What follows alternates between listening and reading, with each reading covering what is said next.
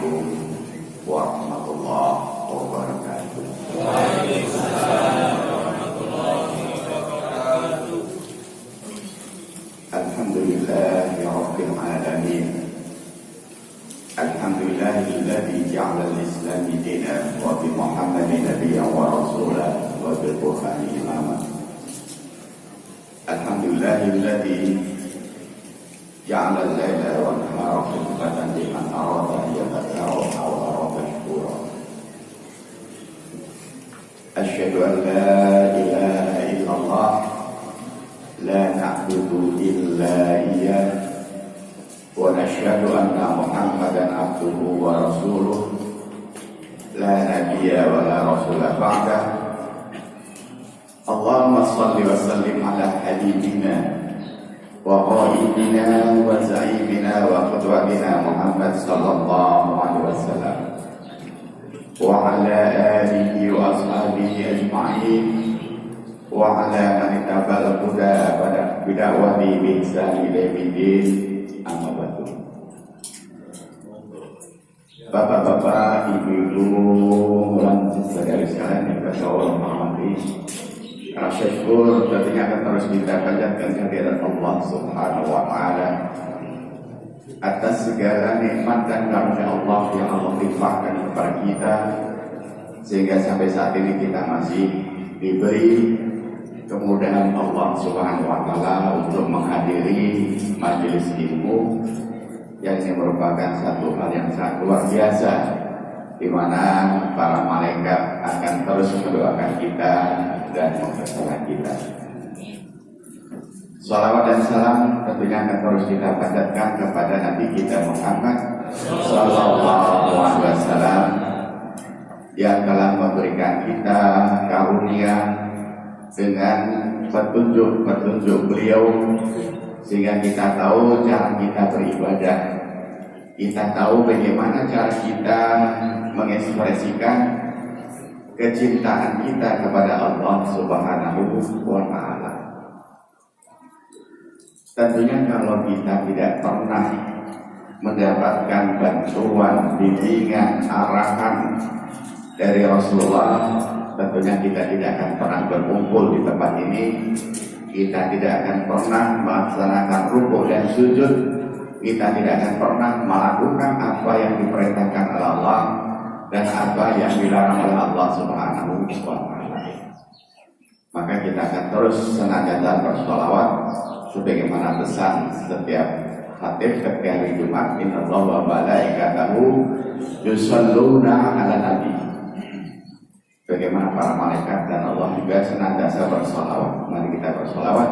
Allahumma sholli ala Muhammad wa ala ali Muhammad. Bapak-bapak, ibu dan saudara sekalian dari Allah, alhamdulillah kita sudah berada di penghujung bulan Sya'ban dan kita sebentar lagi memasuki Ramadan.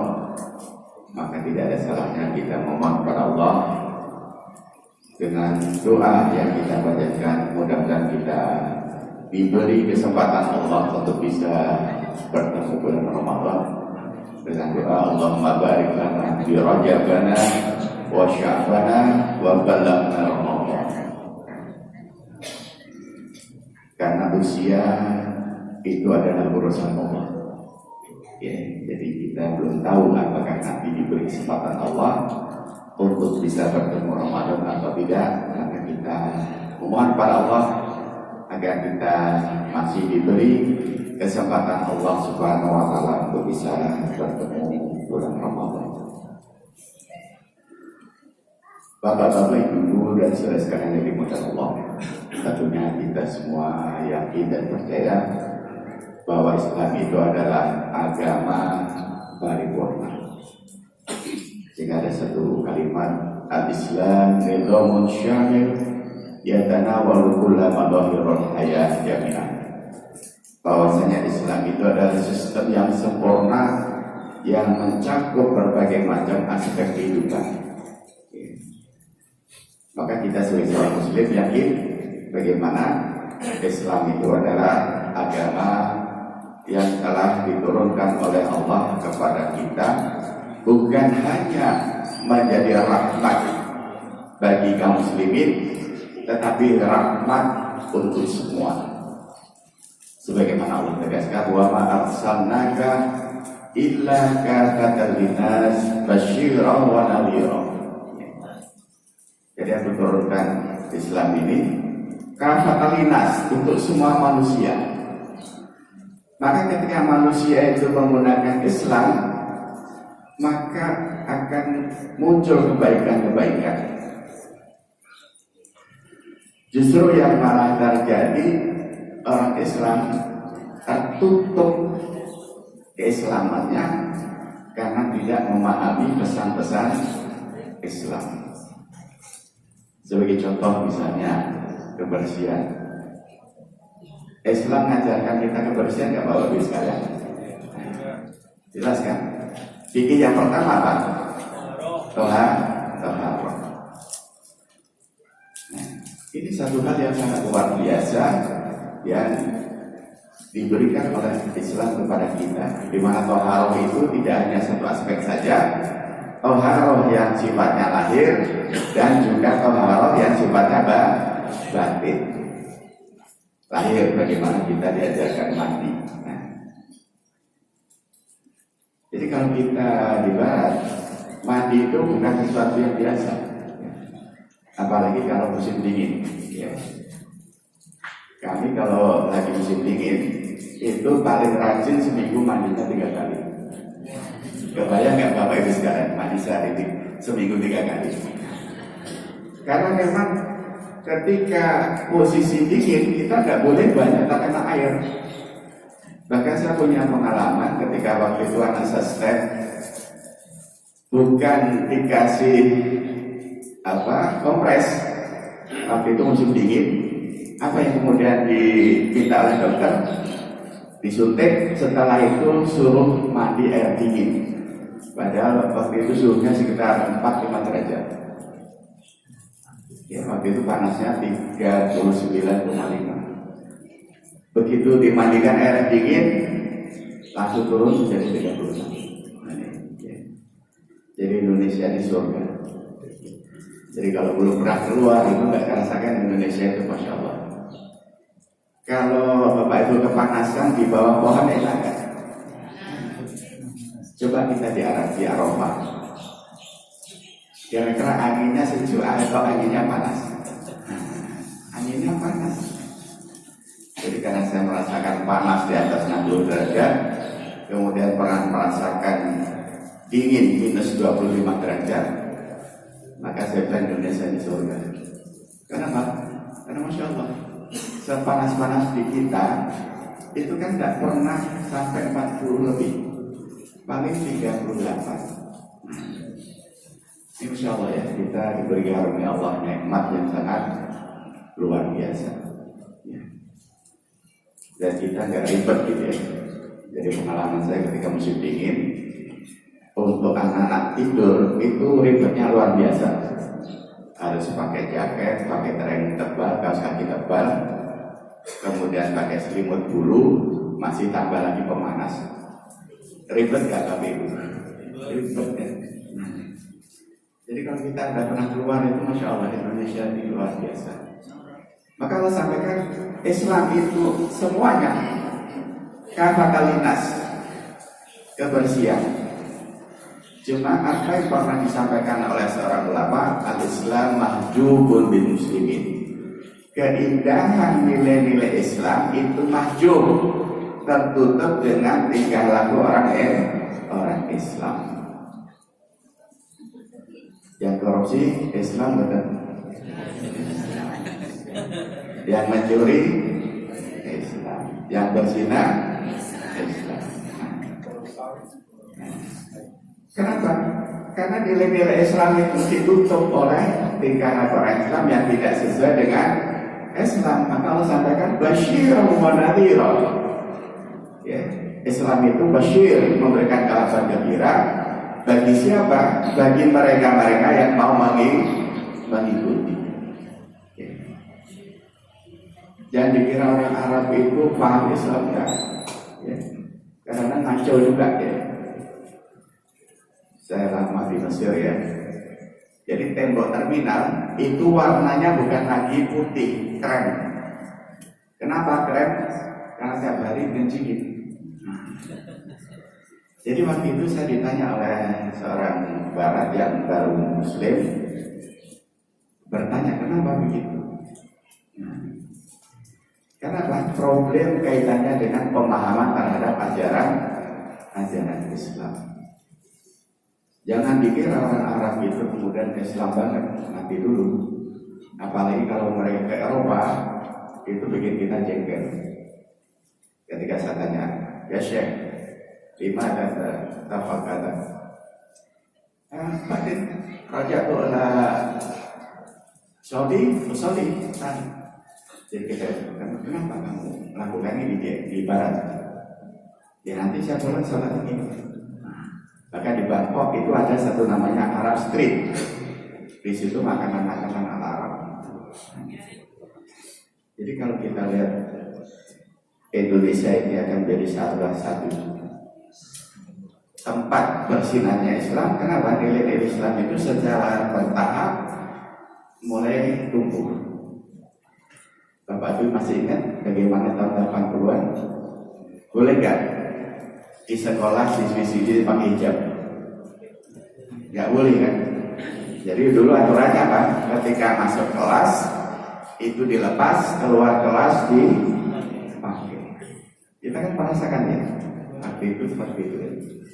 Karena saya waktu itu banyak melakukan advokasi dengan siswi-siswi yang mengalami masalah itu. Ini persoalan yang terjadi ketika apa? Bashir ini tidak dipahami, nadir peringatan dari Allah juga tidak dipahami. Jadi Islam itu kan fatalitas untuk semua orang. Maka ketika orang itu menggunakan Islam, maka kebaikan. Di beberapa negara itu kalau merokok tempat umum itu denda. Di Singapura kena denda, di Hong Kong juga denda. Di sana dendanya sekitar 3.000 dolar Hong Kong itu 6 juta. Kita di sini ada denda, kan baru diterapkan di Malioboro. Ya karena berjalan kan. Padahal ini adalah nilai-nilai Islam, kebersihan. Orang Jepang ini luar biasa. Sampai toilet di Jepang itu kalau kita masuk itu banyak tombol. Kenapa? Karena tidak semua itu akan memancarkan air. Kalau kita hanya kecil, mungkin kecil airnya. Kalau kita BAB baru airnya besar. Jadi kalau kita masuk toilet di Jepang itu tombolnya banyak. Kita bingung itu. Ini memang harus dipencet itu. Karena mereka berpikir bagaimana menghemat air semaksimal mungkin. Nah, ya, kita diajarkan oleh Islam keteraturan dengan cara apa? Sholat. Jadi ada orang Barat nengok ketika sholat di Masjidil Haram. Begitu imam menyatakan subuh faku istau. Tidak perlu dikomando, langsung mereka menyusun saf dengan rapi. Ada nggak di tempat lain bisa seperti itu? Nah, Masya Allah. Padahal di Masjidil Haram kan ada 100-200 ribu yang sholat. Nah, bagaimana Islam mengajarkan sebuah keteraturan yang sangat luar biasa. Nah, maka kalau kita kemudian memahami Islam itu sebagai sebuah agama paripurna, maka kita akan mendapati bagaimana Islam itu mengajarkan begitu banyak hal agar apa? Hidup kita tertata, hidup kita bersih, hidup kita sesuai dengan apa yang dicontohkan oleh Allah Subhanahu wa Ta'ala melalui Rasul. Maka Allah kemudian sampaikan nilai-nilai Islam itu kafatan nas untuk semua orang, bukan hanya untuk orang Islam. Rahmat Allah juga bukan untuk orang Islam saja, tapi juga rahmat lil alamin, semua orang diberikan rahmat oleh Allah Subhanahu wa Ta'ala. Maka ketika kita memahami Islam itu sebagai rahmatan lil alamin, maka kita harus memahami tujuan kita. Kita hidup untuk apa? Sekarang hidup. Kita diciptakan Allah hidup itu apa? Untuk menikmati dunia atau ada tujuan khusus yang diberikan oleh Allah Subhanahu wa taala. Tujuan Allah ciptakan kita apa? Wa ma khalaqul jinna wal insa illa liya'budun. Ya, bahwa Allah ciptakan kita dalam rangka untuk beribadah.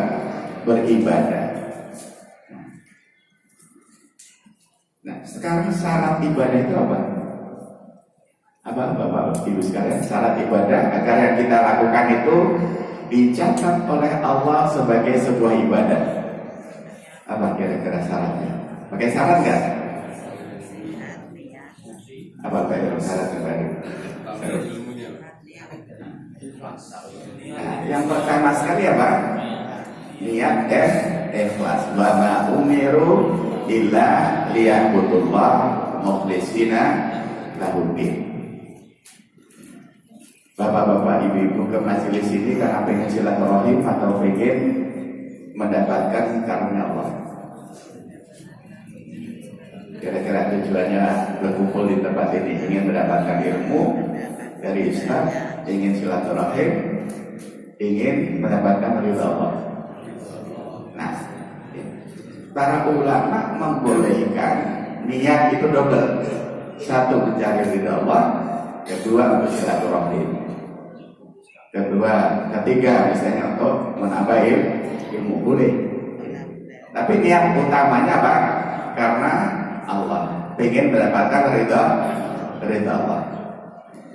Kemudian yang kedua tentunya apa? Muwafiqah li kitabillah wa sunnah rasulih. Sesuai dengan kitab Allah dan sunnah Rasulnya. Maka Muhammadiyah menegaskan bahwa ketika sunnah itu makbulah, maka tidak boleh ditolak. Ya. Ketika sunnah itu makbulah, sunnah itu diterima oleh para ulama, maka Muhammadiyah tidak akan menolak ketika dalil itu sahih. Ya. Karena para imam mazhab sendiri punya berpesan, la tuqallidi wa la auza'i wa la syafi'i wa la habali idza sahal hadis fa huwa mazhabi. Para imam mazhab sendiri menyatakan janganlah kalian taklid kepadaku, tidak juga kepada Syafi'i, tidak juga kepada Hambali, tidak juga kepada yang lain. Walakin idza sahal hadis fa huwa mazhabi. Kalau hadis itu sahih, maka itulah mazhab saya. Dan ini yang dipahami oleh Muhammadiyah. Kalau misalkan sunnah itu makbulah, maka tidak boleh ditolak. Meskipun tidak ada di HBT. Ya. Jadi HBT itu bukan mazhab, tapi itu sebagai alat bantu untuk memahami. Kalau tidak ada di HBT, tidak berarti kemudian itu tidak bisa dipakai dalil. Bisa. Ya. Contohnya, salat witir itu berapa rakaat? Ganjil kan? Kita salat witir 5 boleh kan? Kita 7 boleh kan? Yang dalam hadis Abu Dawud disampaikan, if'al masyita, lakukanlah, mau 1, mau 2, mau 3. Dan Muhammadiyah menerima ini. Silakan mau 1 boleh, mau 3 boleh. Begitu juga tarawih, boleh nggak dua-dua? Boleh. 4 boleh. Kenapa? Karena sunnahnya sunnah makbulah. Karena sunnah makbulah nggak ada masalah. Ya, karena prinsip Muhammadiyah apa? Ketika itu hadis itu sahih, itu yang kemudian diterima. Saya punya pengalaman yang masya Allah ya, di satu tempat. Awalnya itu yang sholat 23 itu buat musola sendiri, kemudian yang 11 di masjid. Nah, akhirnya masyarakat yang terkait bisa gimana caranya ini. yang mereka bergabung. Hanya kemudian kita berikan satu pemahaman kaitannya dengan fikih. Nah, kaitannya dengan fikih khilaf, kenapa kok para ulama berbeda? Kita jelaskan. Apa yang terjadi saat itu? Masya Allah, musola yang dulu dipakai itu dirobohkan bersatu di dalam satu masjid. Masjid itu pakai merek tidak Bapak Ibu sekalian? Ada mereknya ada masjid itu? Tidak ada. Siapa saja yang di situ menegakkan iqamatis sholat, ya silakan di masjid.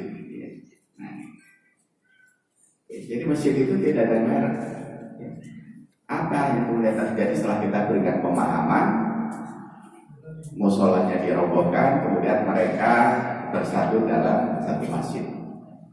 Kemudian apa yang kita coba kondisikan? Jadi dalam masjid itu ada 2 sholat. Sholat yang 11 sama 23. Yang 11 apa? Menyelesaikan dulu, kemudian nanti mereka akan ngambil 8 rakaat istirahat. Baru setelah yang 11 rakaat selesai, mereka melanjutkan. Kira-kira masyarakatnya akan berantem atau akan bersaudara? Bersaudara. Nah, jangan sampai hanya karena kita berbeda, kemudian kita apa? Berpecah. Nah, karena jelas sekali informasi dari kawan-kawan, innamal mu'minuna ikhwah. Dan yang satu dengan yang lain itu bersaudara. Nah, jangan sampai hanya karena berbeda itu, termasuk juga sholat subuh mau kunut atau tidak, tidak ada masalah. Karena dua-duanya punya pemahaman. Imam Syafi'i yang dimaksud kunut adalah doa kunut, tapi Imam Ahmad dengan Imam Bawahnya berbeda. Nah, ya. Dan ini juga saya lakukan ketika satu saat saya di satu tempat, saya lihat modelnya ini kayaknya pakai kunut. Hanya ketika saya diminta jadi imam biasa kunut. Ya, padahal saya biasa tidak kunut. Nah, dan ini dilakukan oleh para imam mazhab. Jadi imam mazhab itu seperti Imam Abu Hanifah satu saat berkunjung ke kawasan yang disitu mayoritas Imam Syafi'i. Kemudian beliau diminta untuk mengimami sholat subuh. Kemudian beliau kunut. Setelah selesai subuh ditanya oleh para pengikut Imam Syafi'i, ya Syekh, kenapa kamu kunut? Padahal selalu kami kan Syekh tidak kunut. Ya karena saya di tempat kamu, saya menghormati, maka saya kemudian kunut. Boleh nggak? Nah, jadi kita turun dari pendapat kita untuk apa? Limaslahah, untuk masalah. Kadang-kadang saya dipesan oleh jemaah, Ustaz nanti buat basmalnya keras ya. Ya sudah, saya ikuti karena jamaahnya bisa keras.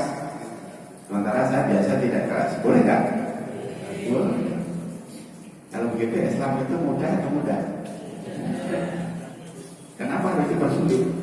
Nah, kadang-kadang kan, enggak, Nabi enggak keraskan. Kata siapa? Karena memang ada 2 hadis. Hadis Abu Hurairah ketika salat bersama Nabi mengeraskan. Tapi hadisnya dari Ali, ketika Ali Utsman di belakang Nabi tidak mengeraskan bacaan. Mana yang benar? Benar semua. Jadi bismillah boleh dikeraskan, boleh tidak dikeraskan. Jadi Islam itu sebetulnya lentur ya, tidak kaku. Kalau sudah kaitannya dengan ibadah, maka harus sunnah al-maqbulah, sunnah yang sahih yang diterima. Nah ini yang harus kita perhatikan. Ketika kaitannya dengan sunnah maqbulah, maka siapapun dia harus menerima, karena itu sudah disepakati oleh para ulama. Berkaitan dengan tujuan kita jelas bahwa umiru ila liqulullah, kita diperintahkan oleh Allah untuk menyembah Allah, mukhlisina lahu-din, untuk melaksanakan dengan ikhlas. Kemudian yang kita lakukan tentunya harus sesuai dengan syariat. Nah ini yang harus kita jalankan, bahwa apapun aktivitas kita, ketika yang kita lakukan itu sesuai dengan syariat, maka itu akan dicatat oleh Allah sebagai sebuah ibadah. Jadi tidak ada yang tidak bernilai ibadah. Apapun yang kita lakukan, kita berpakaian ibadah bukan? Ibadah. Kita silaturahim ibadah bukan? Kita menyapu halaman ibadah. Jadi tidak ada satupun ya, kebaikan itu yang tidak dinilai ibadah kalau semuanya diniatkan karena Allah. Jadi apapun yang kita lakukan itu akan memiliki implikasi ibadah kalau kita melakukan sesuai. Tapi kalau kemudian ternyata yang kita lakukan itu tidak sesuai, kita cek lagi. Apakah itu berkaitan dengan kebiasaan? Apakah itu berkaitan dengan situasi yang khusus? Pada di Rasulullah itu ada 3 ya. Ada yang disebut sebagai sunnah at-tasyri'i, kemudian yang kedua adalah sunnah ghair tasyri'i, kemudian yang ketiga sunnah tahassusi. Kalau sunnah yang sifatnya tasyri'i, hukumnya wajib bagi kita untuk mengikuti, karena Allah sudah berpesan, Qul ati Allah wa ati'ur Rasul, taati Allah dan Rasul. Ya. Allah juga menegaskan, wa ma atakumur Rasul fakhudhu wa ma naha anhu fantahu. Apa yang datang dari Rasul ikuti, apa yang dilarang oleh Rasul ditinggalkan. Ini jelas ketentuan Allah. Man ata'ani faqad ata Allah. Siapa yang mentaati aku, sungguh dia telah mentaati Allah. Kalau itu berkaitan dengan wahyu, berkaitan dengan syariat. Kalau berkaitan dengan syariat, maka hukumnya adalah wajib mengikuti. Nah, kaitannya dengan ghair tasyri'i, kita boleh memilih. Rasulullah makan dengan 3 jari. Kita di kerogahan makan bubur susum 3 jari. Kira-kira selesainya kapan? Boleh nggak kita makan dengan sendok? Boleh, karena itu kaitannya dengan kebiasaan. Nabi suka dengan warna-warna tertentu.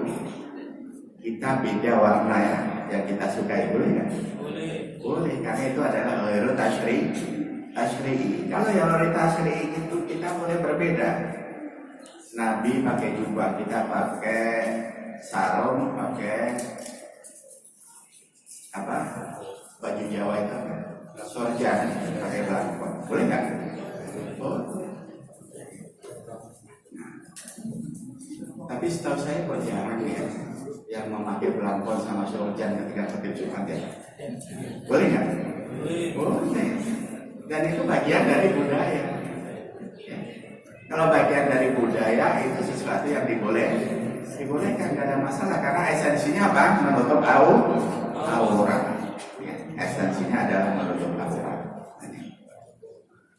Jadi kalau hal-hal itu yang sifatnya ghair tasyri'i, maka kita boleh berbeda dengan apa yang dilakukan oleh Nabi, karena itu berkaitan dengan kultur, berkaitan dengan kebiasaan. Nah, karena berkaitan kebiasaan, maka kita boleh berbeda. Kalau di sini ada bubur susum, kalau di sana ada, di Arab ada bubur juga namanya rusbi laban. Ya, jadi bubur susu. Ya. Ada namanya rusbi laban. Nah, kalau kita makan rusbi laban juga nggak bisa dengan 3 jari. Nah, kenapa Rasulullah makan dengan 3 jari? Karena yang dimakan kurma, yang dimakan roti, itu bisa 3 jari. Kita beli mie ayam pakai 3 jari. Ribet. Nah, maka kaitannya dengan apa? Hal-hal yang berkaitan dengan kebiasaan, maka kita lihat itu kebiasaan yang kaitannya dengan budaya atau itu syariat. Nah, karena saya pernah dulu pakai baju kantor gitu ya. Ada temen itu bilang, Ustadz kok nyentrik? Saya pakai baju kantor, dia bilangnya nyentrik. Terus yang nggak nyentrik gimana? Ya harus kayak ini putih polos ini. Seakan-akan putih polos itulah nyunah. Jadi kalau kita pakai batik nggak nyunah. Nah, ini kadang-kadang salah di dalam apa? Memahami. Itu kan kaitannya dengan kultur budaya. Kalau kaitannya dengan budaya, kita boleh berbeda dengan Nabi. Tapi kalau kaitannya dengan syariat, ya kita harus ikuti aturan-aturan syariat yang sudah dicontohkan oleh Nabi. Termasuk budaya-budaya di kita lihat itu hanya kebiasaan saja atau ada nuansa-nuansa syariatnya. Maka kita harus perhatikan ya, kebiasaan-kebiasaan yang berlaku di masyarakat. Kenapa? Karena dalam satu sumber hukum Islam ada namanya al-urf atau adat. Dan adat itu muhakamah. Adat itu bisa dihukumi dengan apa? Dengan syariat. Selama apa?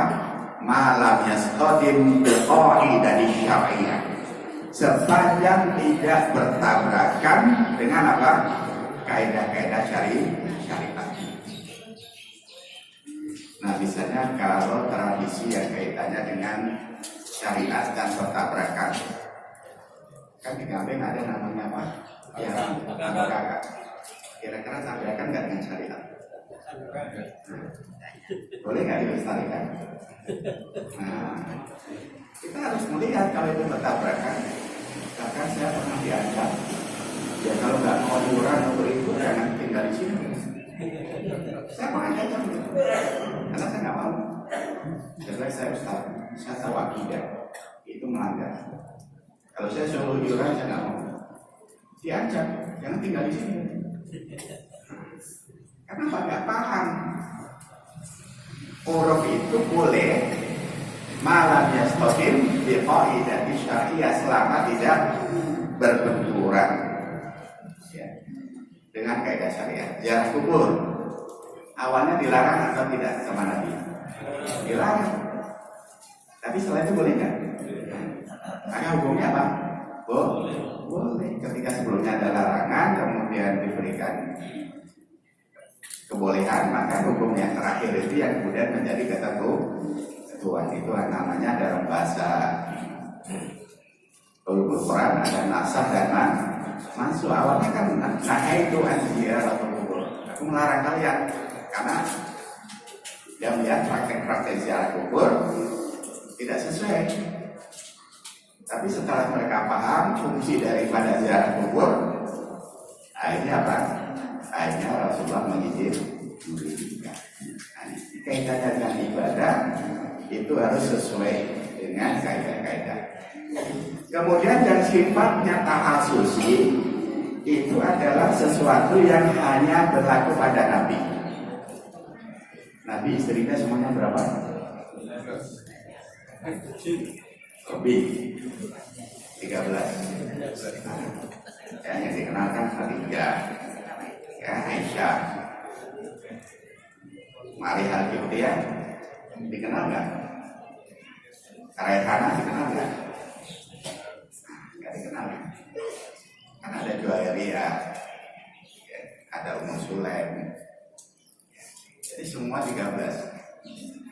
Boleh nggak kita melihat 13? Nggak boleh. Karena apa? Itu adalah tahasusi.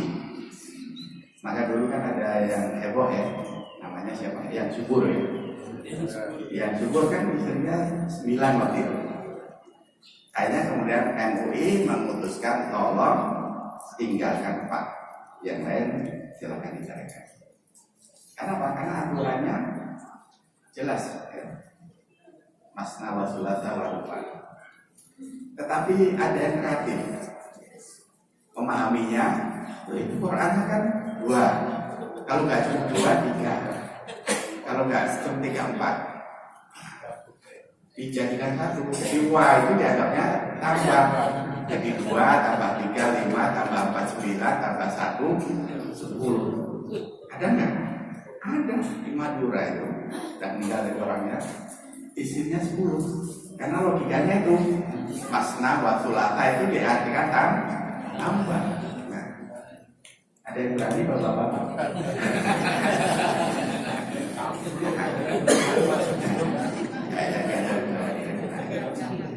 Kalau itu sifatnya tahasusi, dia itu hanya boleh pada Nabi. Karena Nabi melakukan bukan karena keinginan. Ya, Nabi melakukan itu kan apa? Perintah Allah. Awal-awal dia seorang pemimpin yang harus bertanggung jawab terhadap umatnya, sementara suaminya syahid. Sebagai seorang pemimpin harus bertanggung jawab ayah sebagai pelindung dinikahi. Ini kan kaitannya dengan syariat, tetapi syariat yang sifatnya apa? Tahasusi. Kalau yang tahasusi kita tidak boleh meniru, ya. Tapi itu hanya khusus berlaku pada Nabi. Maka di dalam kita berislam tentunya bagaimana kita melihat Islam itu sesuatu yang utuh, universal. Ya, katanya walaupun lama ayat jami'an, bahwa Islam itu adalah nilai-nilai utuh yang mencakup berbagai macam hal. Ada satu buku yang menarik ya, saya bagikan Madayani Bimai Islam, bagaimana kita harus loyal kepada Islam. Ada beberapa hal yang perlu kita pahami. Yang pertama apa? Pesan beliau, an akuna musliman fi akidati, bagaimana kita harus mengislamkan akidah kita. Akidah itu harus kita islamkan, karena banyak penyimpangan apalagi di tradisi yang tidak sesuai dengan akidah. Rasulullah butuh berapa lama? 13 tahun. Bapak Ibu ini belajar akidah kira-kira berapa lama? Ini kan masalahnya akidah ini cakupannya sangat luas sekali. Jadi akidah itu sangat panjang. Saya kasih kajian akidah itu di satu masjid, itu tidak habis-habis. Nggak habis-habis saja, banyak ya.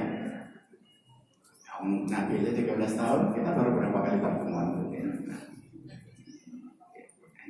An aku musliman fi akidah. Bagaimana kita harus mengislamkan akidah kita, dan Muhammadiyah jelas hidup kita harus bertauhid. Nah ini kan jelas di dalam awal pembukaannya. Di situ jelas kan hidup manusia itu harus bertauhid. Kemudian yang kedua, an aku musliman fi ibadati. Ibadah kita harus kita islamkan. Agar apa? Agar yang kita lakukan itu sesuai dengan tuntunan. Nah ini juga butuh waktu. Ya. Nah, di Masjid Al-Hikmah ada kan ngaji akidah, ngaji fikih, ngaji akhlak. Ya. Kan aku musliman di akhlak. Bagaimana kita harus islamkan akhlak kita. Ya. Akhlak ini bukan sesuatu yang mudah. Karena apa? Perlu dibentuk. Karena apa? Akhlak ini terbentuk di dalam apa? Di dalam jiwa. Kemudian apa? Mudah untuk melakukan. Tetapi kalau akhlak ini tidak dibentuk dari awal, maka tidak akan terjadi. Kemarin saya ada acara muda, ada seorang alumni ya cerita bagaimana dia memberikan pengarahan tentang pemilahan sampah itu di anak-anak PAUD. Dampaknya luar biasa. Kalau kita lihat di Jepang itu anak-anak pertama yang diajarkan tertib. Ada nggak anak-anak Jepang ketika naik bus berbut? Tidak ada. Jadi Jepang ditakui urusan kedisiplinan itu luar biasa. Jadi kadang-kadang saya mau pulang ke Indonesia itu nengok di luar, masuk ke Indonesia karena sekarang ada kabar kabur aja, karena menjengkelkan betul gitu ya. Contohnya pengalaman pribadi, waktu itu saya diminta oleh Polda tentang masalah radikalisme. Saya tanya, coba saya pengen deskripsi radikal itu apa? Kalau saya ngajak mahasiswa memakmurkan masjid, saya radikal. Kalau saya mengajarkan mahasiswa untuk tilawah ketika mengawali perkuliahan, saya radikal. Ya, jadi jawab. Dan kalau saya mau, dana itu unlimited. Saya mau berapa ratus juta disediakan.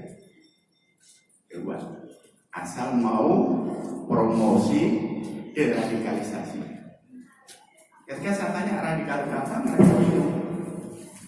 Kalau saya ngajarin mahasiswa untuk ikuti aturan syariat, saya radikal. Dan mengajak mereka memakmurkan masjid, saya radikal. Saya mengajak mereka untuk tilawah, radikal.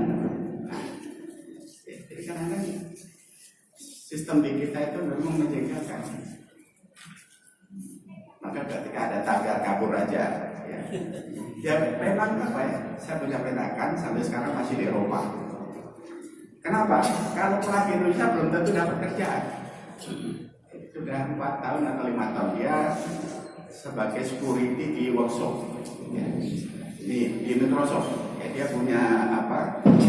Semacam lisensi bagian security di Microsoft. Sekarang tinggalnya di Finlandia.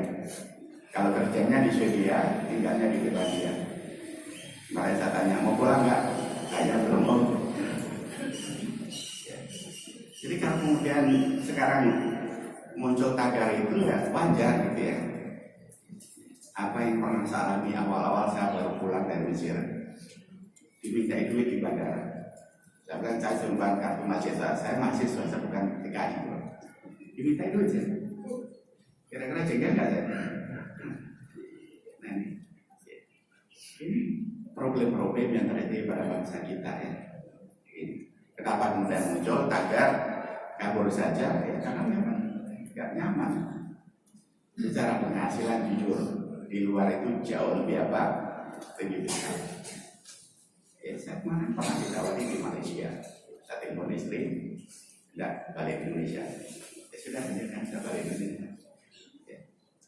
Kalau secara materi Malaysia itu oke. Sertifikasi dai itu ada kompensasinya. Jadi namanya dai di Malaysia itu nggak akan keleleran, nggak mikirin cari hidup, karena diopeni. Negara ngopeni, masyarakatnya ngopeni. Kira-kira mau nggak orang jadi dai? Diopeni oleh masyarakat, diopeni oleh negara, dikasih sertifikasi. Sekarang mau disertifikasi, tapi harus ada syaratnya. Nah, ya, kalau Malaysia itu kita akui ya, kalau dai itu disertifikasi, kompensasi negara ada, kompensasi masyarakat ada. Jadi teman saya itu nggak pernah mikirin saya besok makan apa, itu nggak mikir, karena masyarakatnya ngopeni, negara ngopeni. Kira-kira kira-kira tidak balik Indonesia kan? Jujur aja. Saya pun dulu sama. Saya kalau nggak diminta oleh seorang syekh pulang Indonesia saya nggak pulang. Ya. Karena saya di luar nyaman. Saya kerja 3 bulan untuk hidup setahun. Di sini bisa kerja 3 bulan untuk setahun.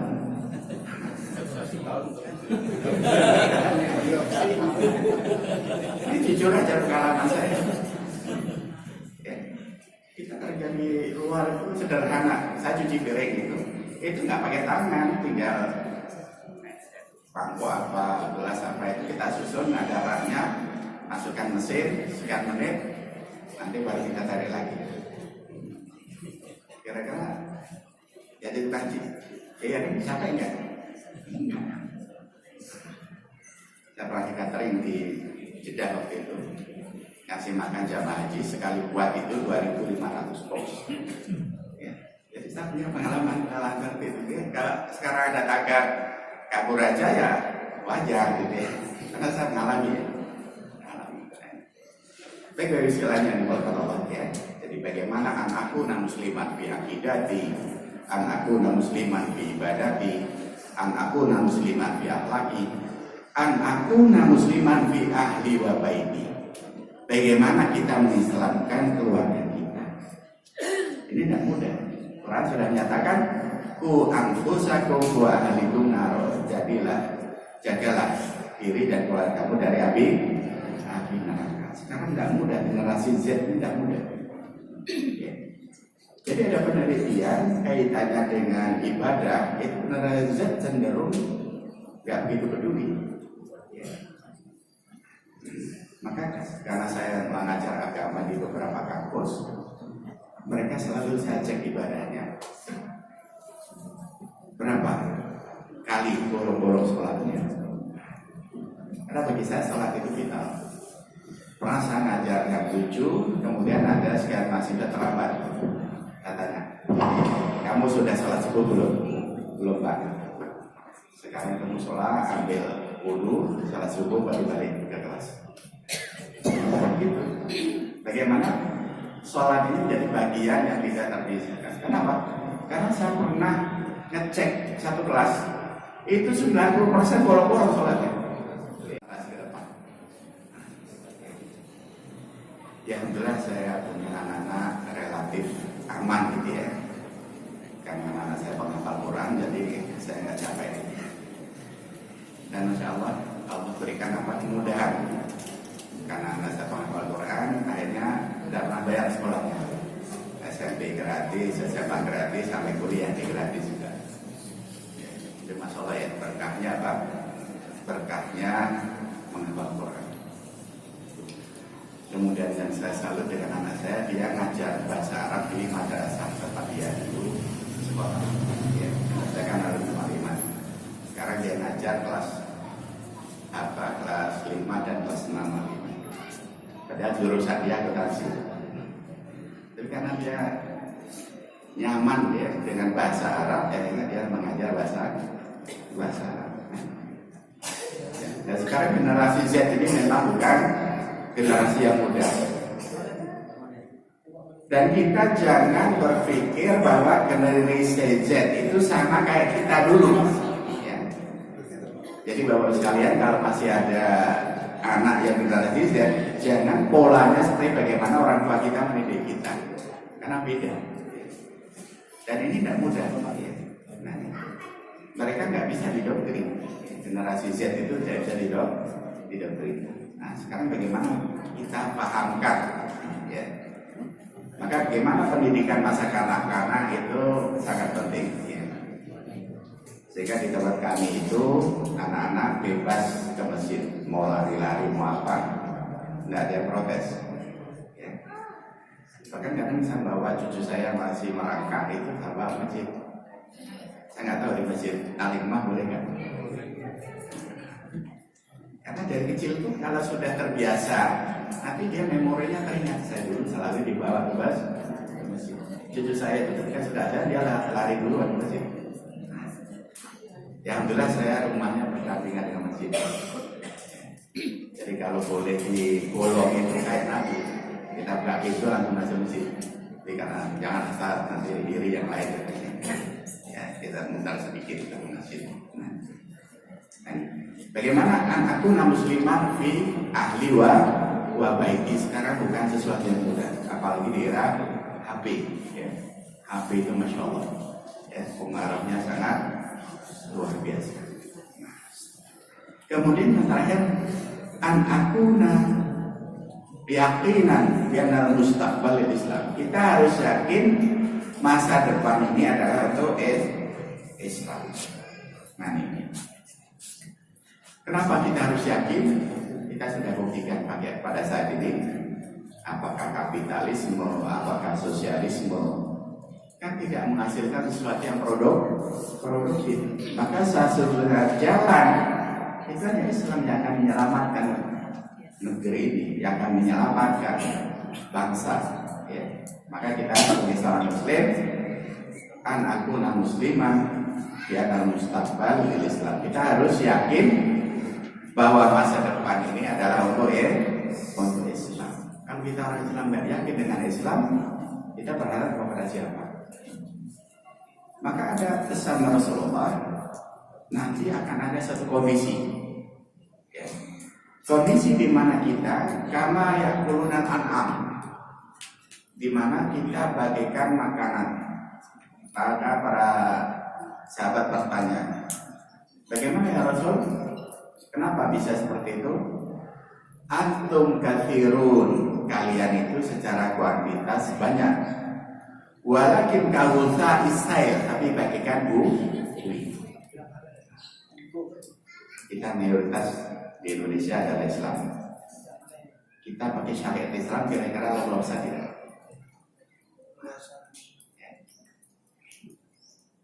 Leluasa di sini di Papua. Nah, di Aceh leluasa, ya. Karena di sana ada syariat yang dipakai. Tapi Aceh pun tidak semua kawasan. Ya. Karena ada beberapa wilayah yang belum bisa diaplikasikan, termasuk daerah tempat para lokasi di Kajane itu belum terlalu syariat. Jadi bagaimana kita harus yakin anakku musliman dan mustaqbal Islam. Kita harus yakin masa depan ini adalah Islam. Dan ini yang terjadi pada saat ini di Eropa dan Amerika. Saya punya pengalaman ketika mensyahadatkan seorang barat. Saya tanya, what your reason, your interest with Islam? Apa alasan kamu mau tertarik dengan Islam? I get nice when I fast. I get nice when I pray. Saya merasa nyaman ketika saya berpuasa, badan saya enak. Kemudian ketika saya berdoa, saya merasa ketenangan. Jadi orang barat ini yang jujur itu Masya Allah seperti itu. Tapi saya juga punya pengalaman dengan profesor barat yang kurang ajar. Ya. Jadi saya ditawari beasiswa ke Eropa. Waktu itu saya diskusi dengan profesor. Saya tanya, you will teach me about Islam religion, but you not believe Islam. What about Islam you will teach me? Kamu akan ngajari saya Islam, sementara kamu tidak percaya dengan Islam. Islam yang kayak apa yang kamu akan ajarkan ke saya? 1 bulan tidak dijawab. Terakhir apa yang dilakukan? Ngajak saya ke diskotik. Kamu nggak saya? Ketika sana, what Islam you will teach me? Islam yang kayak apa yang kamu akan ajarkan? Nggak dijawab. 1 bulan. Terakhir malah diajak ke diskotik. Ngamuk lagi. La ilaha illallah, syaitan. Yesusnya besar waktu itu. Maka saya jujur aja dengan mereka yang belajar Islam di Barat itu agak tanda tanya. Karena saya punya pengalaman dengan beberapa profesor Barat. Ketika saya mau dikasih beasiswa, saya tanya dulu Islam yang kayak apa yang ingin kamu ajar. Barangkali ini Bapak Ibu sekalian yang bisa digunakan pada kesempatan saat ini, ya, dan tentunya sebagai pengganti aja. Mudah-mudahan ini tidak menjadikan hal yang bermasalah, ya. Jadi nama saya Sultan Zaiduri. Saya alhamdulillah sempat di Mesir, kemudian alhamdulillah anak saya yang pertama lahirnya di rumah sakit Palestina, dan anak kedua juga di sana, ya. Jadi saya dengan Palestina itu kayaknya sulit ya untuk dipisahkan. Bahkan ketika saya di perbatasan Gaza, saya sampaikan ke anak saya, Gaza adalah bagian dari tanah air kalian. Maka apa yang terjadi dengan anak saya sampai sekarang kalau ada aksi, karena anak saya selalu tampil nasyid ya, bahkan kapan itu semuanya, saya, anak saya, cucu saya semuanya di aksi Palestina. Karena saya sampai sekarang masih selalu mendampingi para masyayikh dari Palestina ketika datang ke Indonesia, karena saya merasakan betul bagaimana situasi sana ketika sulit ya. Karena saya pernah merasakan situasi bagaimana kita punya uang nggak bisa membeli. Telur nggak ada, minyak nggak ada, gula nggak ada, gandum nggak ada. Kita pernah nggak mengalami kondisi seperti itu. Itulah yang terjadi dengan saudara kita di Gaza. Dan saya pernah mengalami sampai sabun mandi, sabun cuci pun nggak ada. Ya. Di Indonesia pernah nggak ada seperti itu. Maka saya kenapa dengan Gaza terasa ya kan? Kita merasakan situasi yang seperti itu. Ya. Kadang ada komentar orang Avinci kita sibuk-sibuk ngurusin Gaza, kita aja banyak orang kelelaran. bisa makan kan? Di sana nggak ada, sampai rumput-rumputan yang biasanya untuk makanan binatang hanya berubah jadi makanan manusia. Kenapa? Saking tiadanya sumber makanan. Nah ini yang kadang-kadang nggak dipahami ya. Karena sampai cucu-cucu Palestina, kita juga banyak kelelaran. Kelelaran itu karena tidak diurusi oleh negara. Padahal undang-undangnya jelas, orang miskin dan terlantar tanggung jawab negara. Jadi kalau ada yang kelelaran bukan salah kita, salah negara. Kalau kita kaya raya, kita masya Allah ya, kekayaan kita luar biasa. Tapi karena tidak dikelola dengan baik, jadinya banyak yang kelelaran. Baik Bapak Ibu sekalian, barangkali ini yang bisa saya sampaikan pada pagi hari ini. Mudah-mudahan ini tidak untuk yang pertama dan terakhir ya. Saya baru ingat kalau ini masjidnya dekatnya Prof. Martoko ya. Saya baru tahu ini kayaknya tempat takmur kan dengan Pak Heru Kasih. Daerahnya kayaknya. Kemudian aktivitas saya sebagai pembalik, saya nggak tahu ya, saya mau balik nyambi dosen atau dosen yang nyambi mau balik. Karena saya dosen di beberapa perguruan tinggi ya, saya di UI, di Perjuangan, di Stikers, di Unrio, di UIN, kemudian stay ya. Saya dosen terbang, banyak ngajar di beberapa kampus di Jogja. Jika kadang-kadang ada WA mahasiswa saya bingung, kamu kampus mana? Pak, saya dari kampus ini. Baik, kita akhiri dengan baca hamdalah dan kafarah majlis. Alhamdulillahirabbil alamin. Subhanallah wa bihamdika asyhadu an la ilaha illallah astaghfiruka wa atubu ilaik. Kalau apa yang saya sampaikan benar datangnya dari Allah, kalau salah saya istighfar, astaghfirullah. Assalamualaikum warahmatullahi wabarakatuh.